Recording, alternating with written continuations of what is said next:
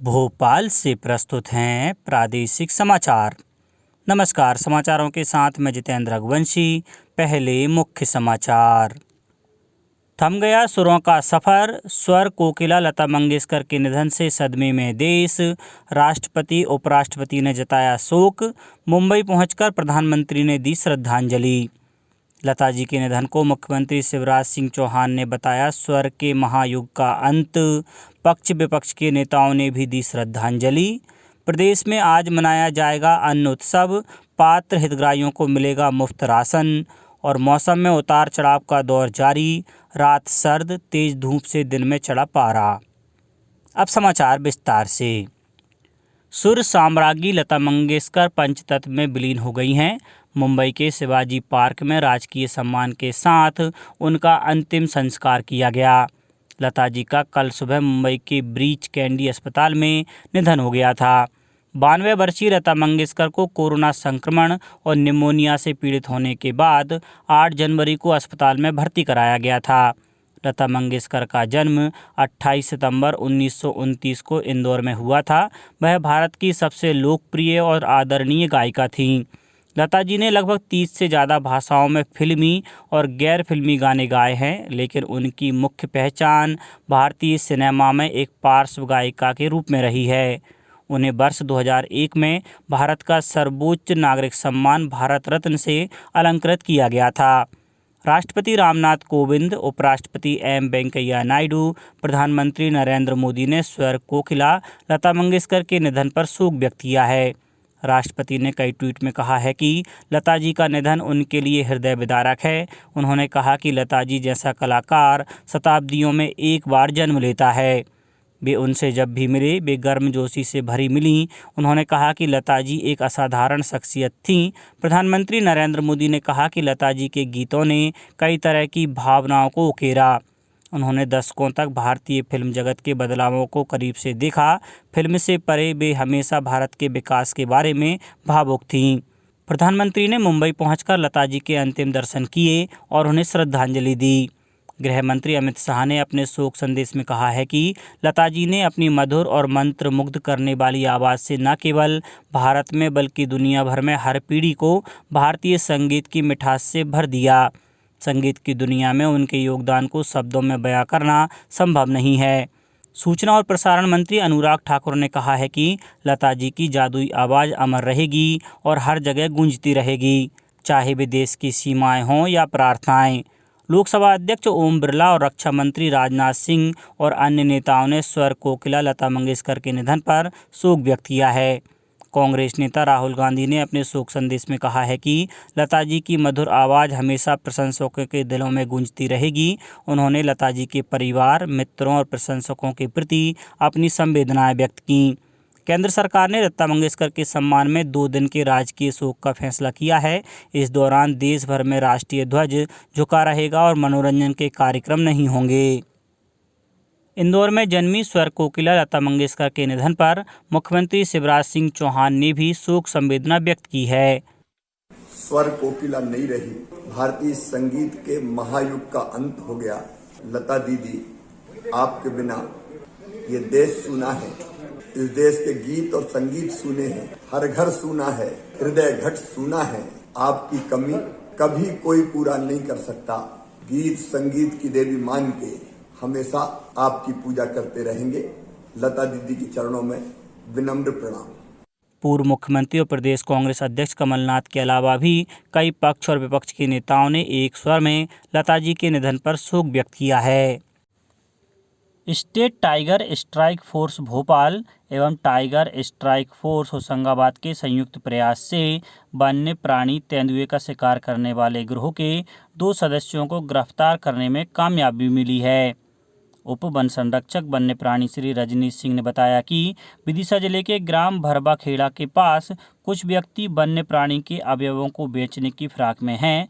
इस सूचना के आधार पर विभाग द्वारा शुक्रवार को त्वरित कार्रवाई कर आरोपी बागरूनाथ निवासी स्रौंज और मोहन सिंह निवासी आरोन को गिरफ्तार कर इनके पास से तेंदुए की 1 खाल, तेंदुए पंजे 3 नग, वन्य प्राणी जंगलू सुअर के 4 दांत बरामद किए गए। आरोपियों के पास से 2 पहिया वाहन और 2 मोबाइल भी जब्त किए गए।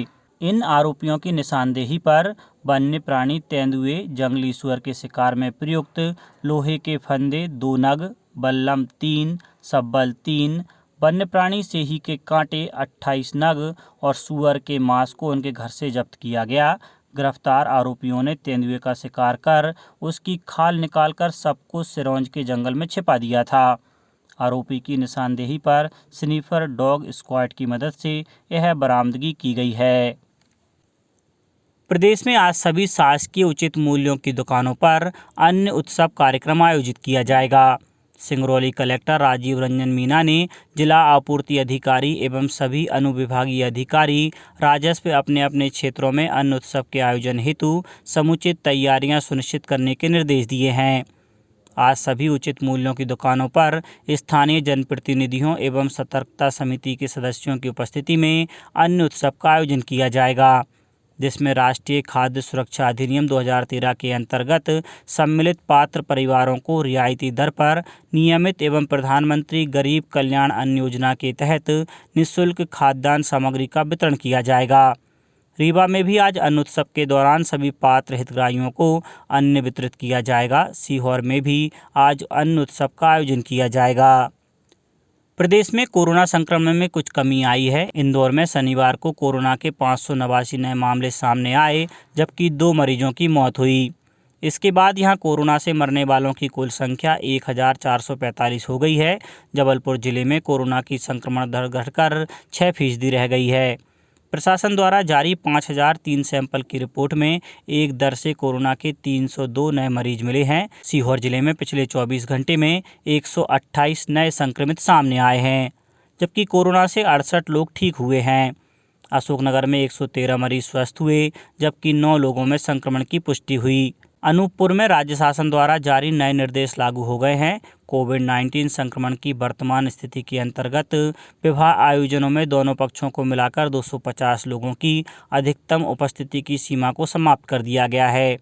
विवाह आयोजन के दौरान मास्क का उपयोग, सोशल डिस्टेंसिंग, सैनिटाइजर का पालन किया जाना अनिवार्य होगा। बैतूल जिले के ग्राम बघोली के किसान जयराम गायकवाड़ के लिए जैविक खेती बेहतर आय का साधन बन गई है। वे गुड़ निर्माण एवं दुग्ध उत्पादन से भी अच्छी आय अर्जित कर रहे हैं। श्री गायकवाड़ के पास 30 एकड़ कृषि भूमि है, जिसमें से 10 एकड़ जमीन का उपयोग वे जैविक खेती के लिए कर रहे हैं। इस 10 एकड़ में से 5 एकड़ में गन्ने की खेती की जा रही है। 2 एकड़ में वर्मी कंपोस्ट यूनिट, गौशाला एवं गोबर गैस संयंत्र लगाया गया है। मुख्यमंत्री शिवराज सिंह चौहान से कल निवास पर मध्य प्रदेश से अजमेर शरीफ जा रहे प्रतिनिधिमंडल ने भेंट की। मुख्यमंत्री से भेंट करने वालों में मध्य प्रदेश पिछड़ा वर्ग एवं अल्पसंख्यक वित्त विकास निगम के पूर्व उपाध्यक्ष SK मुद्दीन, तबरेज शेख और जहूर अहमद शामिल थे। अब बात मौसम की। प्रदेश के मौसम में उतार चढ़ाव का दौर जारी है। उत्तर भारत से आ रही सर्द हवाओं के कारण जहां शनिवार को पारे में गिरावट दर्ज की गई, वहीं राजधानी भोपाल में कल आसमान साफ रहा और तेज धूप के कारण तापमान में बढ़ोतरी हुई। सीहोर जिले में अधिकतम तापमान 24.5 डिग्री सेल्सियस दर्ज किया गया। मौसम विभाग ने आने वाले 1-2 दिन में मौसम में उतार चढ़ाव होने की संभावना जताई है। अब कुछ समाचार खेल जगत से।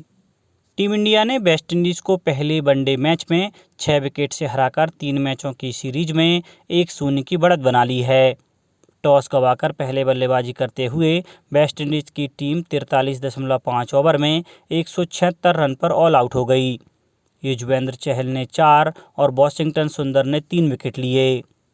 जवाब में भारत ने 28 ओवर में 4 विकेट खोकर टारगेट हासिल कर लिया। कप्तान रोहित शर्मा ने सबसे ज़्यादा 60 रन बनाए। सूर्य कुमार यादव 34 और अपना पहला इंटरनेशनल मैच खेल रहे दीपक हुड्डा 26 रन बनाकर नाबाद रहे। ईशान किशन ने 28 रन की पारी खेली।